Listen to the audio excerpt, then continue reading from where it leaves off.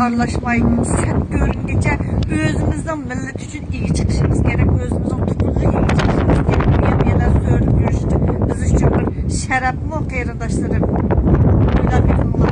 Gəliydi deyim, o astı qaynap gidiyordu. Zimin demeysizler. Xitaydan korkamsizler. Lekin korksa ziminden iyisizler. Biz bərber şu kıyırdaşlarımızın tatıvatkan zulümününki bedelini ödeyimiz. O dünyada mı ödeyimiz? Şunu sual soraklarına cevap verimiz. Sakalımaya geçe koyuverip başqaça bir nəslər sayırap yürgenden